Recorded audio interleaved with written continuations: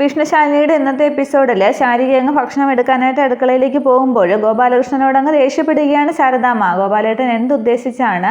ഞാനും എൻ്റെ മക്കളും കൂടി ഇവിടെ ചീത്തപ്പേരില്ലാതെ ജീവിച്ചു പോവുകയാണ്. ഒരു കൊതുമ്പ് വെള്ളത്തിൽ എന്ന പോലെയാണ് ഞങ്ങളുടെ ഇപ്പോഴത്തെ ജീവിതയാത്ര. അതിനിടയ്ക്ക് 2 ലക്ഷം രൂപ കൂടി ഒപ്പിച്ചു.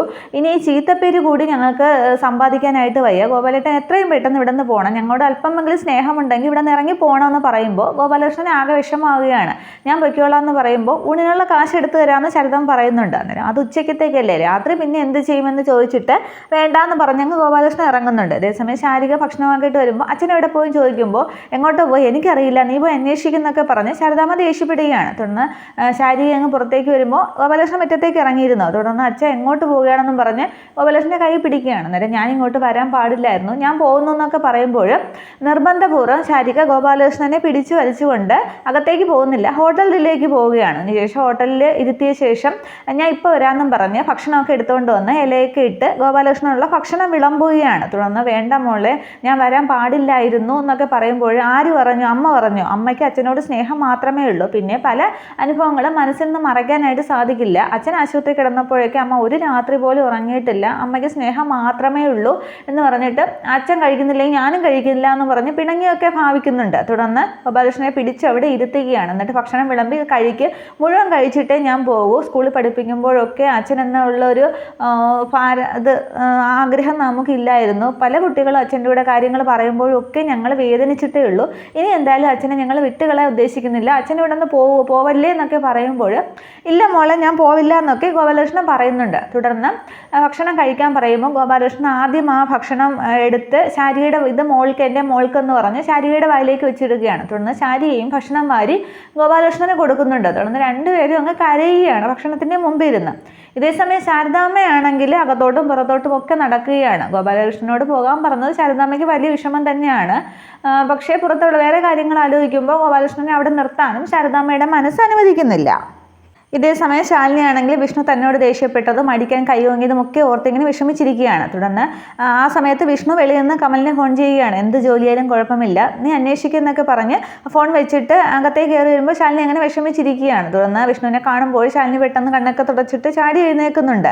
അന്നേരം മോൾ ഉറങ്ങിയോ എന്ന് ചോദിക്കുന്നുണ്ട്. ശാലിനിയുടെ മുഖത്ത് ചോദിക്കാതെയാണ് വിഷ്ണു ഇതെല്ലാം ചോദിക്കുന്നത്. അന്നേരം ഉറങ്ങി എന്ന് പറയുന്നുണ്ട്. അന്നേരം ഭക്ഷണം കഴിക്കേണ്ടതെന്ന് ചോദിക്കുമ്പോൾ ഒരു 10 മിനിറ്റ് ഞാൻ ഉണ്ടാക്കാമെന്നും പറഞ്ഞ് പെട്ടെന്ന് ശാലിനി അടുക്കളയിലേക്ക് പോകാൻ തുടങ്ങി. അന്നേരം ശാലിനിയുടെ കയ്യിൽ ഇങ്ങനെ വിഷ്ണു പിടിക്കുകയാണ്. എന്നിട്ട് വേണ്ട, ഇന്ന് നമുക്ക് പുറത്തുനിന്ന് കഴിക്കാം, മോളെ എന്ത് മതി അമ്മയെ ഏൽപ്പിക്കാം, പെട്ടെന്ന് റെഡിയാവും എന്ന് ശാലിനിയോട് ഇങ്ങനെ പറഞ്ഞിട്ട് വിഷ്ണു അങ്ങ് വെളിയിലേക്ക് ഇറങ്ങുകയാണ്. തുടർന്ന് രണ്ടുപേരും കൂടി ഒരു തട്ടുകടയിൽ കയറുകയാണ് ഭക്ഷണം കഴിക്കാനായിട്ട്. തുടർന്ന് വിഷ്ണു ആണെങ്കിൽ ദോശയും സംഭാറും ഒക്കെ അങ്ങ് നല്ലോണം കഴിക്കുന്നുണ്ട്. പക്ഷേ ശാലിനി അതിങ്ങനെ വെച്ചിട്ട് ഇങ്ങനെ നോക്കിക്കൊണ്ടിരിക്കുകയാണ്. തുടർന്ന് വിഷ്ണു ശ്രദ്ധിക്കുകയാണ്, താൻ കഴിക്കുന്നില്ലേ, തൻ്റെ പിണക്കം ഇതുവരെ മാറിയില്ലേ എന്ന് ചോദിക്കുകയാണ്. അന്നേരം എന്നെ തന്നെ ഇങ്ങനെ വിചാരണ ചെയ്യുകയായിരുന്നു, ഞാൻ ചെയ്യുന്നതെല്ലാം ശരിയെന്നാണ് ഞാൻ വിചാരിച്ചു വെച്ചിരുന്നത്, പക്ഷേ തീരുമാനങ്ങളെല്ലാം തെറ്റായിരുന്നു എന്നൊക്കെ പറയുമ്പോൾ വിഷ്ണു അങ്ങ് ശാലിനി ആശ്വസിപ്പിക്കുന്നുണ്ട്. എടോ അങ്ങനെയൊന്നും അല്ല, നമ്മളിങ്ങനെ ഒരു സാഹചര്യത്തിൽ താൻ വള വാങ്ങിച്ചത് തെറ്റൊന്നുമല്ല, പക്ഷേ അത് നമുക്കത് പരസ്പരം അറിയേണ്ടതായിരുന്നു, നമുക്കില്ലാത്തൊരു സാഹചര്യത്തിൽ അതിൻ്റെ ആവശ്യമില്ലായിരുന്നു എന്നൊക്കെ പറയുമ്പോൾ വിഷ്ണുവിനെ എങ്ങ് നോക്കി നിൽക്കുകയാണ് ശാലിനി. വിഷ്ണുവേട്ടൻ എന്തായി പറയുന്നതെന്നൊക്കെ ചോദിക്കുമ്പോൾ എടോ നമ്മൾ രണ്ടുപേരും ഒരു ശരീരമാണ്, അത് പാതി. അപ്പോൾ പാതി ഒരു തെറ്റ് ചെയ്താൽ മറുപാതി അത് ക്ഷമിക്കാതിരിക്കുമോ? മുമ്പായിരുന്നെങ്കിൽ നമ്മുടെ ചുറ്റും കുറേ ആളുകൾ എല്ലാവരും ഉണ്ടായിരുന്നു, ബന്ധുക്കളായിട്ടും ശത്രുക്കളായിട്ടും ഒക്കെ. അപ്പോൾ നമ്മുടെ ഇടയിൽ ഒരു പ്രശ്നമുണ്ടായാൽ അത് ഊതി ഉറപ്പിക്കാനും മധ്യസ്ഥരെത്താനും ഒക്കെ ആളുകളുണ്ടായിരുന്നു. പക്ഷേ ഇപ്പോഴാണെങ്കിൽ നമ്മൾ തനിച്ചാണ്, നമുക്ക് നമ്മൾ മാത്രമേ ഉള്ളൂ. ഇങ്ങനെയൊക്കെ അങ്ങ് വിഷ്ണു അങ്ങ് കാര്യഗൗരവത്തോടു കൂടി പറയുമ്പോൾ ശാലിനി ഇങ്ങനെ നോക്കിയിരിക്കുകയാണ്. എന്നിട്ട് പറയുന്നുണ്ട്, ഇനി വിഷ്ണുവേട്ടൻ അറിയാതെ ഞാൻ ഒരു കാര്യവും ചെയ്യില്ല എന്ന്. അന്നേരം അങ്ങനെയല്ല പറയേണ്ടത്, നമ്മൾ പരസ്പരം അറിയാതെ ഒരു കാര്യവും ചെയ്യില്ല, അങ്ങനെ തീരുമാനിക്കണമെന്ന് പറയുമ്പോൾ ശാലിനിക്ക് അങ്ങ് ആശ്വാസമാകുകയാണ്. തുടർന്ന് ഇനി എന്താ, ഒരു ഓംലേറ്റ് കൂടി പറയട്ടെ എന്ന് ചോദിക്കുന്നുണ്ട്. അന്നേരം വേണ്ടാന്ന് പറയുകയാണ്. എങ്കിൽ ഞാൻ മാറി തരട്ടെ എന്നിങ്ങനെ വിഷ്ണു ഇങ്ങനെ അടുത്തേക്ക് ഇരുന്ന് ചോദിക്കുകയാണ്. അന്നേരം വേണ്ടാന്ന് പറഞ്ഞ് ശാലിനിക്ക് നാണമൊക്കെ വരുന്നുണ്ട്. അല്ലടോ ഞാൻ വാരി തരാം എന്നൊക്കെ പറയുകയാണ്. ഇതിനു മുമ്പ് ശാലിനി കാര്യങ്ങൾ ആലോചിച്ചങ്ങ് കരയുമ്പോൾ ഇതേ ആൾക്കാർ ശ്രദ്ധിക്കുന്നു, കരയല്ലേ എന്നൊക്കെ പറഞ്ഞ് വിഷ്ണു ആശ്വസിപ്പിക്കുന്നുണ്ട്. തുടർന്ന് രണ്ടുപേരും കൂടി സന്തോഷത്തോടു കൂടി ഇരുന്ന് ഭക്ഷണം കഴിക്കുകയാണ്. അവരുടെ പിണക്കമൊക്കെ മാറിക്കഴിഞ്ഞിരുന്നോ.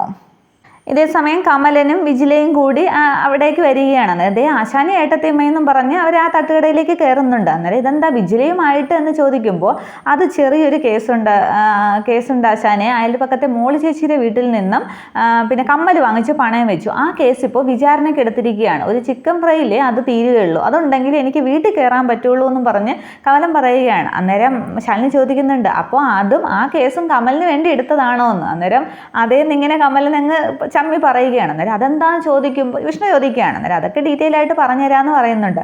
തുടർന്ന് വിജിലയോട് ചോദിക്കുകയാണ്, അത് ചിക്കൻ ഫ്രൈ തന്നെ വേണം, ഒരു ഓംലേറ്റ് പോരെ എന്നൊക്കെ ചോദിക്കുകയാണ്.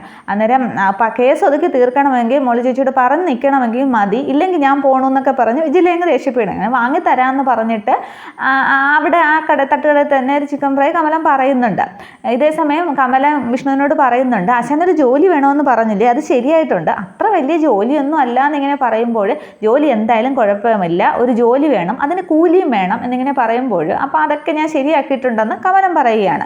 തുടർന്ന് വിജിലയും കമലിനും വേറെ സംസാരിക്കുമ്പോൾ വിഷ്ണു അങ്ങ് ശാലിനിയോട് പറയുന്നുണ്ട്, ഇത് ഇപ്പോൾ നമുക്കൊരു ജോലി കൂടിയായി.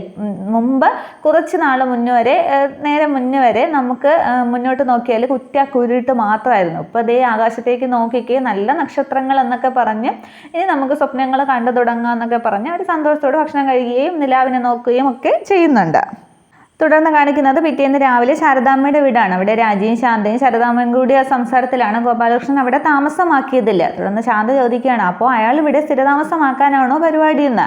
എനിക്കറിയില്ല ശാന്തേ, ഞാൻ ഇറങ്ങി പോകാനായിട്ട് പറഞ്ഞതാണ്, പക്ഷേ ശാരി അവൾ ഇവിടെ പിടിച്ചു നിർത്തിയിരിക്കുകയാണ്, എന്താണ് ഉദ്ദേശമെന്ന് എനിക്കറിയില്ല എന്നൊക്കെ പറഞ്ഞ് ശാരദാമ്മ ആകെ അങ്ങ് വിഷമിക്കുന്നുണ്ട്. അന്നേരം രാജി പറയുന്നുണ്ട്, പോകാനൊരിടമില്ലെങ്കിൽ പിന്നെ എന്ത് ചെയ്യാനാണ്, ഇനിയിപ്പോൾ സർക്കാർ ആശുപത്രിയിലോ അമ്പലനടയിലോ ഒക്കെ ഉറങ്ങാൻ പറ്റുമോ എന്നൊക്കെ ചോദിക്കുകയാണ്. പക്ഷെ ശാന്തയാണെങ്കിൽ ആകെ ചൂടിലാണ്. പണവും പ്രതാപവും ഉള്ള കാലത്ത് ഇങ്ങനെയൊന്നും അല്ലായിരുന്നല്ലോ, അന്ന് ആർക്ക് വേണ്ടിയാണ് സമ്പാദിച്ചത്, അവരൊക്കെ നോക്കണം എന്നിങ്ങനെ പറഞ്ഞ് ശാന്തയങ്ങ് ദേഷ്യത്തിൽ സംസാരിക്കുമ്പോൾ ശാരദാമ്മ വിഷമിച്ച് നിൽക്കുകയാണ്. ഈ സമയത്ത് അവിടേക്ക് ശാരിക വരുന്നുണ്ട്. ഇത്രയും ആകുമ്പോൾ ഈ ഒരു എപ്പിസോഡ് അവസാനിക്കുകയാണ്. ഇന്ന് വേറെ സംഭവം വിപുലമായ കഥയൊന്നും നടന്നില്ല, ഒരു ചെറിയ വിശേഷം പോലും ഉണ്ടായില്ല.